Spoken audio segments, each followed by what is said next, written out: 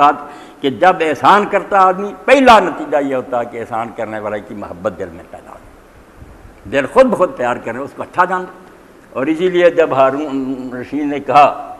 اپنے وزیر سے کہ اپنا بیٹا، اور نہیں وزیر نے کہا وکیل نے کہ میرے بیٹے کے دل میں امیر میں اپنے محبت پیدا کر، میرا بچہ آپ سے محبت کرنے لگی۔ انہوں نے کہا بھائی وزیر صاحب یہ محبت تو کوئی آپ کرتا، میں کس طرح اس کے دل میں؟ اس نے کہا نہیں، الانسان عبید الاحسان، بندہ جو ہے نا انسان یہ احسان کا غلام ہوتا ہے، میرا در پردہ یہ مطلب ہے آپ اس کے ساتھ اچھا سلوک کریں۔ کیسے اچھے انداز سے وکیل نے استدعا کی وزیر اعظم نے کہ نیکی کریں، بیٹا خود ہی محبت کرے۔ تو پہلی بات یہ کہ جو چھپا ہوا ضمیر دل یہ محبت کرتا، اور پھر جیسے پیالہ بھر جاتا ہے تو خود چھلکنے لگتا، زبان پھر اپنے آپ حمد کے ترانے گاتی، سنا کہنا نہیں پڑتا کہ یہاں اللہ کا شکر ادا کرو، اتنا پیالہ دل کا بھر گیا، ہر لمحہ احساس کہ اگر میں صحیح بول رہا ہوں یہ بھی اللہ کی میں گونگے پھر رہا ہے میں، اگر میں لا الہ الا اللہ کہہ رہا ہوں سبحان اللہ یہ اللہ کی مہربانی، کتنے کافریں دھکے کھا رہے سب اس کی مہربانی، یعنی شکر ہی شکر شکر ہی شکر۔ اور اسی لیے اللہ کے رسول علیہ السلام کے جو اسماء ہے پہلے پیغمبروں نے بھی بشارت دی، آپ کے نے بھی اعلان کیا کہ میرے خاص نام ہیں جن سے یہ ہے کہ میں محمد بھی اور رحمت بھی۔ ابن قیم فرماتے ہیں دیکھا عمل اور رد عمل کہ آپ نے کیا کیا اور اس کا نتیجہ آپ کو کیا ملا۔ آپ احمد بنے، اللہ نے محمد بنا دیا، احمد افر تفسیر کیسے سب سے زیادہ اللہ کی حمد کرنے والا۔ اور آپ سارا لٹریچر دیکھ لیں، کسی پیغمبر اور اسی نے خدا کی نہیں حمد نہیں کی، کوئی لمحہ نہیں آیا ہوا ذرا ٹھنڈی چلی حضور اللہ کی حمد کر رہے ہیں، بارش برسی ہمیں، ہر لمحہ آپ کی زبان پر الحمدللہ الحمدللہ، ہاں کھانا چکھ رہے ہیں، پانی پی رہے ہیں، سواری پر بیٹھ رہے ہیں، بستر پر لیٹ رہے ہیں، ہر لمحہ آپ کو یاد ہے کہ یہ سارے کام جو ہے اپنے آپ نہیں ہو رہے، اللہ کا اس کا فضل اور انعام ہے۔ اور اسی لیے حدیث پاک میں آتا جب بارش اترتی رسول کریم اپنی پشت مبارک ننگی کر کے کپڑا اٹھا کر پھرتے اپنے بدن پر ملتے اور لوگوں سے کہتے انہو حدیث واحد من رب، یہ میرے رب کی طرف سے تازہ تازہ ہے، ہاں یہ خواب کھا گیا کچرا، عرض سے حکم ہوا اور اللہ تعالیٰ نے اتارا۔ یعنی ہر شے میں اللہ کے رسول کو اللہ نظر آتا تھا کہ کوئی چیز بھی آٹومیٹک کام نہیں کی۔ یہی دہریت اور کفر ہے، انہوں نے سمجھا کہ اگر اللہ تھا بھی نا علت العلم، فلسفیوں کی رسائی آخریاں کہ دنیا بنانے کے لیے تو ماننا پڑا کہ خود نہیں بن سکتی بنا، مگر بعد میں کہتے اب چل گئی، اب خدا کو کیا کرنا، گھڑی بنی ہے چل رہی، خود بنانے والا پتہ نہیں زندہ یہ مرنا، اب خدا سے کوئی تعلق نہیں رکھتی۔ یہ سائنس اور فلسفے کی گمراہی، دین یہی بتاتا کہ نہیں الا لہ الخلق والا، نہ بن سکتی تھی نہ چل سکتی، بنائی بھی اسی نے چلا بھی کوئی، اس کے ہاتھ میں انتظام، کوئی شے اپنے آپ نہیں چل رہی، خود چلا رہا۔ اس لیے اللہ تعالیٰ کی نعمتوں کے احساس سے دل میں محبت، زبان سے اللہ کی حمد کی تراوش کلمے اب خود بخود نکلتے رہیں گے۔ اور ساتھ ہی پھر یہ ہے کہ اعضاء جو ہیں انسان کے جتنے ہاتھ پاؤں سارے یہ نافرمانی نہیں کریں گے، دوڑ دوڑ کر وہ حکم بجا لائیں گے جس کا خدا حکم۔ افادتکم النعماء منی ثلاثۃ، شاعر کہتا آپ نے ایک احسان کیا اور اس کے بدلے میں مجھ سے 3 چیزیں لے لی، یدی و لسانی و ضمیر المحجبہ، اب میرے ہاتھ آپ کی مخالفت سے رک گئے، میں ناشکرا ہی ہوں گا نا کہ آپ کا کھاؤں اور خلاف کروں آپ کے، اس لیے لازمی بات ہے کہ وہ دین کی اطاعت کرے گا۔ اب دین پر عمل کرانے کے لیے قرآن جو بار بار نعمتوں کا بیان کرتا، اور خاص کر سورہ نحل کو تو ہمارے سورۃ النعم کا کہ پوری سورت نعمتوں کا بیان، سواریاں، خود انسانی جسم، خوراکیں، پھل، پڑھتے جائیں آپ نعمتیں بیان کرتا جاتا۔ اب اتنا کچھ سننے کے بعد بھی انسان کے دل میں خدا کی محبت نہ ہو، خدا کے حکم کے لیے بھاگ دوڑ نہ کرے تو انسان نہیں کو گدھا، گدھوں سے بدتر کہنا چاہیے، گدھا مالک کی بات مانتا۔ تو اللہ تعالیٰ نے اور اس کے رسول نے اور علماء امت نے اللہ تعالیٰ کی نعمتوں کا بیان، اس کو شاہ ولی اللہ رحمۃ اللہ الفاظ الکبیر نے کہا کہ یہ ہے تذکیر بآلاء اللہ، اللہ کی نعمتیں یاد کرائی ہیں قرآن نے، بہت بڑا حصہ اس پر ہے کہ جب نعمتیں اس کے دل میں بیٹھ جائیں گی نا، اس کو سوچنے لگے گا تو لازماً یہ اللہ سے محبت کرے گا، دل سے، زبان سے اس کی حمد کرے گا، اور اعضاء سے اس کی اطاعت بجا لائے گا، بالکل کرے گا۔ اور یہی بات ہے جو آپ دیکھتے ہیں اللہ کے رسول علیہ السلام کو جو ساتھی نصیب ہوئے، بہت تھوڑی عمر میں 28 سال کی عمر ہوتی ہے، حضرت معاذ بن جبل 28 سال کی عمر میں چلے گئے، بچہ تھا تو ان کا عبد الرحمن وہ بھی تعاون میں فوت ہو گیا، اس کے بعد ان کے خاندان سے کوئی باقی نہیں، ان کی نسل اب دنیا میں نہیں، چلے گئے۔ مگر اللہ کے رسول علیہ السلام نے جن کے بارے میں فرمایا کہ قرآن 4 آدمیوں سے سیکھو، ان کے بارے میں فرمایا معاذ سے بھی، اور یہ بھی فرمایا وَعَلَمْ بِالْحَلَالِ وَالْحَرَامِ جب حلال اور حرام کا جاننے والا میری امت میں سے سب سے بڑا جو ہے وہ بات، اس سے زیادہ کوئی فقیہ نہیں، ہاں اتنا بڑا عالم بات ہو۔ مگر جب حضور نے فرمایا کہ معاذ اللہ کی قسم میں تجھ سے محبت کرتا ہوں، تو ساتھ ہی فرمایا اس محبت کا یہ ہے نتیجہ کہ میں تجھے ہدایت کرتا ہوں کہ نماز کے آخر پر اس کلمے کو نہ چھوڑنا۔ حضور ہدایت کر کے گئے، اب اس کو صاحب مشکات نے لیا کہ دبر الصلاۃ جو ہے وہ نماز کے اندر اتحیات میں پڑھے، عام لوگوں نے سمجھا بعد میں پڑھے، دونوں معنی ہو سکتے۔ فرمایا یہ نہ چھوڑنا، محبت ہے مجھے تجھ سے اس لیے میں بتاتا ہوں۔ اور محبت بھی اتنی کہ جب ہم پڑھتے ہیں آخر زمانہ میں حضور علیہ السلام نے یمن بھیج دیا کہ وہاں جاؤ دین سکھاؤ اور وہاں گورنری کرو، تو نبی علیہ السلام ساتھ چھوڑنے کے لیے۔ اب لوگوں کو جو نہ صرف یہ نہیں تھی محبت کہ حضور مانتے ہم نبی ہے، نبی ایسی رسمی بات نہیں تھی، جان بن گئے تھے حضور ان کے۔ تو نبی علیہ السلام ساتھ جا رہے تھے، مدینہ سے باہر نکلے تو آپ نے فرمایا معاذ تم جانتے ہو کہ میں تمہارے ساتھ باہر کیوں آیا؟ انہوں نے کہا اللہ کے رسول میری دلداری کے لیے کہ آپ مجھے بھیج رہے ہیں، میری عزت افزائی کی۔ فرمایا یہ بات بھی ٹھیک ہے، مگر اس وقت حضور پر بھی غم طاری ہوا، صدمے کا احساس حضور کو۔ آپ نے منہ پھیر کر کہا کہ اصل میں بات یہ ہے معاذ کہ اب تو میری قبر پر سے گزرو، ملاقات نہیں ہوگی تو میری قبر دیکھو۔ وہ رو پڑے، انہوں نے کہا اللہ کے رسول ایسا معاملہ تو آپ مجھے رخصت نہ کریں، مدینہ میں رہنے دے، آخری دیدار تمہیں کو۔ فرمایا نہیں، جو دور بھی ہوں گے اگر وہ متقی ہیں تو وہ میرے قریب ہی ہوں، یہ ظاہری فاصلے کوئی نہیں، تقویٰ ہونا چاہیے، تم جہاں بھی ہوگے میرے قریب ہی ہو۔ تو پھر فرمایا کہ میں محبت رکھتا ہوں تو اسے چھوڑنا نہیں، نماز کے آخر پر یہ ضرور پڑھنا رب انی علی ذکرک و شکرک و حسن عبادتک۔ دیکھیں یہی سارا مضمون آ گیا کہ میرے رب میری مدد کر۔ میں نہیں کہتا کہ میں بہت اعلیٰ ہوں اور ضرور کر سکوں، نہیں، کچھ نہیں کر سکتا، تیری مدد کے بغیر میں کیا کر سکتا؟ آئینی میری مدد فرمانا، میرا ساتھ دینا، مجھ کو توفیق دینا، اعلیٰ ذکر ہے کہ میں تجھے بھولوں نہ۔ اب قرآن کہتا کہ یہ دنیا جو بھول جاتی ہے خدا کو،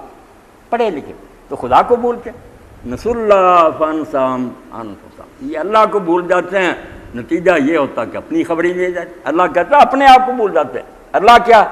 مبدا ما شرما۔ غور کریں، اللہ کوئی الگ شے نہیں، کہاں سے آئے؟ اس سوال کا جواب ہے اللہ کی طرف سے آئے۔ جب نہیں تھے کس نے بنایا؟ کیوں آئے ہیں؟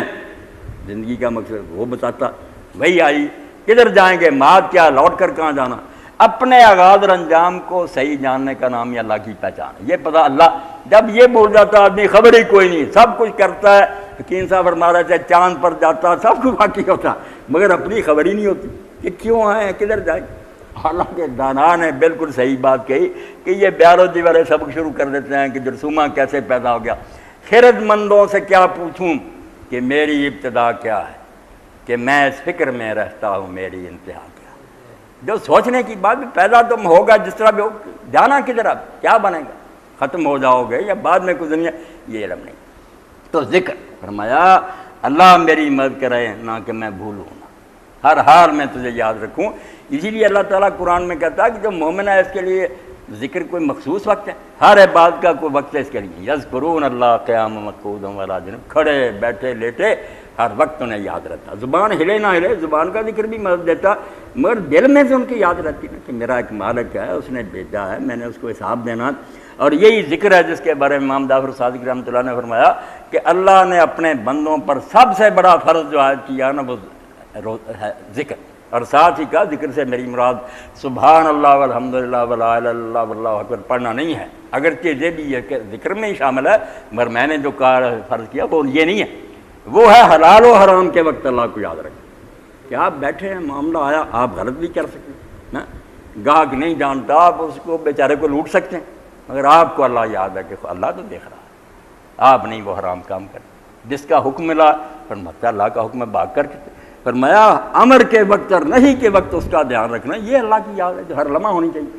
تو فرمایا ذکر کی توفیق دینا کہ میں بھولوں نہ، یاد رکھوں، اور جنہیں یاد رہتا ان کو پھر کوئی شے گمراہ نہیں کر سکتا۔ اگر وہ بھولنے بھی لگتے ہیں نا، اذا مسهم طائف من الشیطان تذکروا فاذا هم مبصرون، ذرا شیطان کی چھوٹ لگتی ہے، کوئی غلط خیال آتا انہیں فوراً خدا یاد آتا کہ یہ کیا ہو رہا، خدا تو میرے دل کے ارادے بھی جانتا۔ اذا هم مبصرون، آنکھوں سے پردہ ہٹ جاتا ہے، راستہ صاف سجائی۔ فرمایا